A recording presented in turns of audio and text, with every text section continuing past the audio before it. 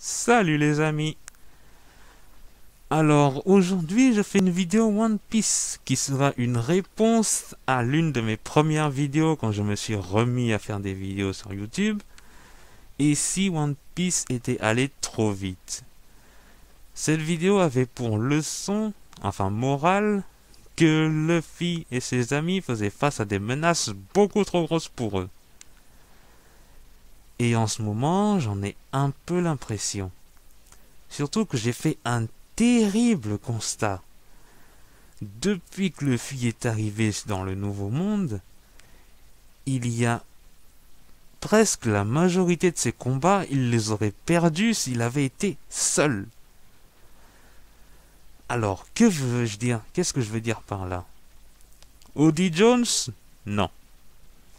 Luffy aurait très bien pu le battre, et il l'a fait. Et César Clown? Oui, ça commence avec César Clown. Je sais ce que vous vous dites. Luffy l'a battu en un seul coup quand César s'est repompé avec du gaz. Enfin, regonflé avec son gaz morte-terre.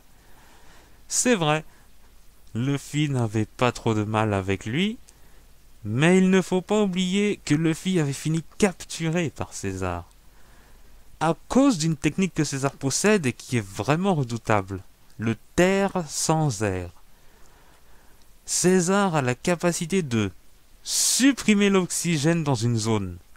Avec cette technique, Luffy avait été KO, tout simplement. Et si César n'avait pas fait une erreur, mais bon, ça c'est classique des méchants de faire des erreurs qui laissent le héros en vie pour qu'il puisse revenir et le battre. Si les méchants ne faisaient pas d'erreur, on aurait beaucoup moins de héros. Mais voilà, César aurait très bien pu gagner son combat contre Luffy parce qu'il avait des capacités surprenantes et dévastatrices, comme ses gaz tagnettes. Maintenant, après César, nous avons la première grosse pointure qui est Doflamingo. Alors, au début, quand j'avais vu la fin du combat, quand je voyais le combat entre Doflamingo et Luffy, il y avait déjà des vidéos qui envisageaient le Gear 5. Et j'avoue que je ne les comprenais pas. Pourquoi voulait-il un Gear 5 alors qu'on avait à peine eu le Gear Force? C'est vrai, j'aurais dit le Gear 5, mais 5 vous comprenez plus vite. Et après avoir vu le combat en entier de Doflamingo et Luffy, j'ai compris pourquoi les gens parlaient du Gear 5. Parce qu'ils avaient vu ce que je venais de me rendre compte. Luffy n'était pas assez fort. Il a battu Doflamingo en un coup comme il l'avait dit, mais c'était avec son meilleur coup, le King Kong Gun. Et nous on a vu ce qui s'est passé. Luffy avait épuisé ses réserves, enfin, était épuisé. L'utilisation du Gear Force était arrivée à son terme. Et Doflamingo aurait pu en profiter. Là encore, Doflamingo est un ennemi que Luffy n'aurait pas pu vaincre seul. Et ensuite, passons. Cracker. Alors lui, il a été une coqueluche pendant un moment, parce qu'il avait fait un truc que personne n'avait fait. Blesser Luffy pendant qu'il était en Gear Force. Certains se sont mis des vidéos pour évaluer sa puissance, mais ils ont raison encore une fois. Luffy, s'il avait été seul, si Nami n'avait pas été là, Cracker l'aurait tué, tout simplement.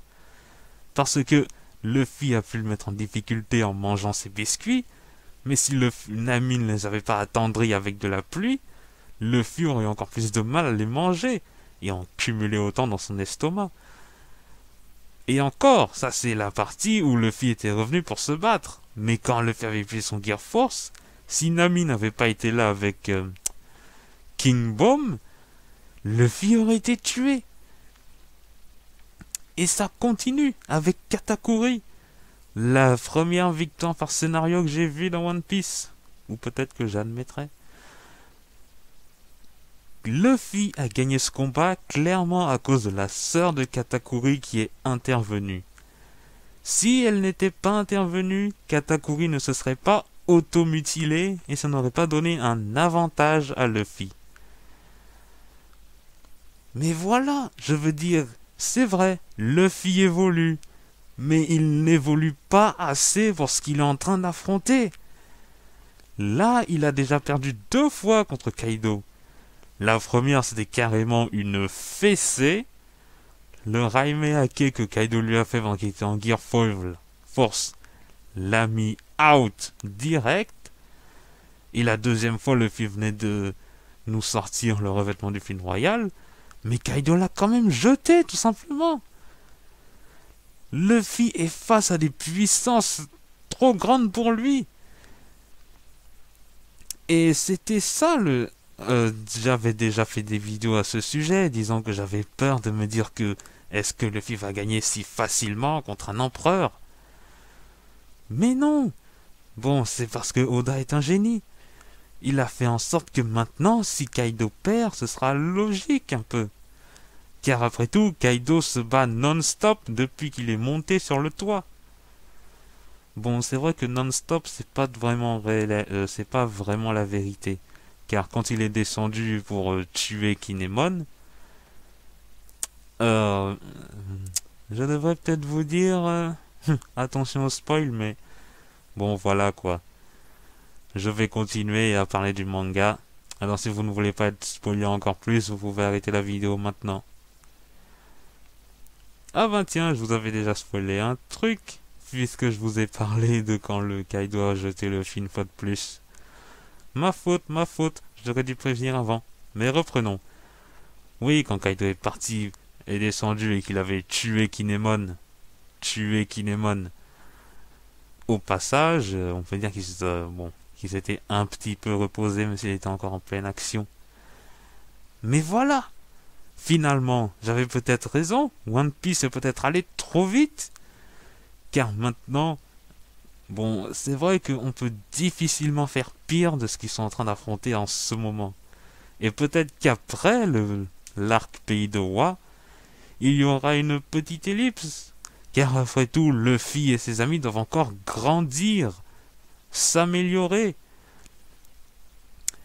Il est peut-être vrai que maintenant, certains, bon, le Monster Trio, ils ont la vingtaine, et que Brook, Franky ont dépassé les 40 ans. Mais voilà quoi. L'équipage au chapeau de paille n'est pas au niveau pour ce qu'ils vont affronter dans le futur. Il aurait fallu que tout le monde ait le haki, le fluide. Car sérieusement, ils en ont besoin. C'est vrai que Robin a brillé en battant Black Maria. Et c'est vrai que Franky aussi a fait du bon contre le Tobiropo Triceratops. Bon, je ne parle pas de Jinbei, c'est un vétéran. Évidemment que lui, je pense qu'il n'a pas besoin de s'améliorer encore plus. Mais c'est pour vous dire, il faut qu'ils aient une pause pour encore s'améliorer. Ce n'est pas suffisant, même s'ils vont gagner la guerre. Il faut qu'ils se rendent compte qu'ils ont besoin de s'améliorer encore plus. Là, en ce moment, ce qu'ils affrontent, c'est un tout autre niveau.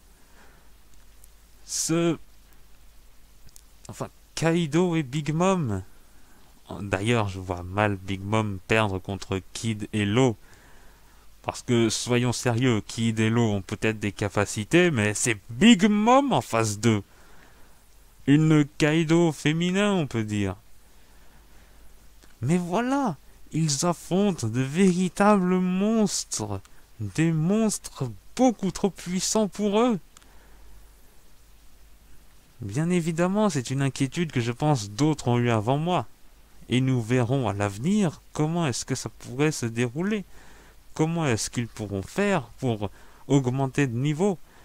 Car là, ils en ont réellement besoin. Ils ne sont pas assez forts. Vu ce qu'ils vont affronter plus tard, ils ont besoin d'encore plus s'améliorer. Et finalement, je vais répondre à ma vidéo. Et si One Piece était allé trop vite? Oui, One Piece est allé un peu trop vite. Mais voilà. C'est vrai que dans une de mes vidéos précédentes où je me parlais de One Piece, j'ai dit que je ne devais jamais douter du génie de Eiichiro Oda. Et je n'en doute pas. C'est juste un simple constat. On le voit bien, les forces que l'équipage de au chapeau de paille affrontent sont colossales. Même si chacun a réussi à gagner son combat contre un Tobiropo, quoique, à part Robin, Franky et Jinbei, personne n'en a vaincu un. C'est vrai, Ulti a peut-être été mis KO par Nami, mais il ne faut pas oublier que Ulti en avait bavé avant ça. Franchement, après le coup que Big Mom lui a mis, je croyais qu'elle était morte, mais elle s'est relevée. Mais voilà. Bah tiens, Usopp, Nami, ils ont vraiment besoin d'un power-up eux aussi. C'est vrai que Nami a eu Zeus maintenant, et que je pense que grâce à ça, elle ne pourra jamais perdre son climat tact. Car je pense que Zeus peut voler et il restera toujours auprès de Nami. Mais il faut que Nami s'améliore elle-même, elle aussi. Qu'elle éveille finalement son acquis de l'observation, car je pense que ses capacités de ressentir les variations du climat sont liées à un acquis de l'observation vraiment très puissant, et qu'elle nous donne qu'elle obtienne le acquis de l'armement, comme Robin, comme Usopp, comme Chopper, comme Franky, comme Brook. Il faut que tout le monde le possède. Une fois de plus, cette vidéo était un partage de mon opinion sur l'œuvre de One Piece. Alors je vais faire quelque chose d'autre, une espèce de prédiction. Si vous avez lu le manga, vous savez que le gouvernement est en vue. Le classique serait qu'ils viennent ramasser les morceaux. En gros, si Kaido et Big Mom sont vaincus, ils viendront les capturer. Et ce serait une alternative assez séduisante. Comme ça, Kaido et Big Mom ne sont pas tués, mais capturés par la marine. Et vu que Kaido a déjà fait de la prison, je suis sûr qu'il pourrait s'évader. Alors nous verrons bien comment cette guerre finira. Si Big Mom sera vraiment battu par Kid et Law. Si c'est vraiment ce qui se passe, j'avoue que je serais déçu. Car seulement Kid et Law, alors que Kaido a affronté tout le monde et s'est pris tout un tas d'attaques, comme Barbe Blanche à Marineford. Non. Si Big Mom doit perdre, c'est qu'elle aussi elle doit en prendre plein la gueule. Et pour le moment, ce que Kid et Law ont fait, c'était bien, mais ce n'est pas assez. Alors voilà, j'espère que ma vidéo vous aura plu. Alors je vous dis à la prochaine mes amis.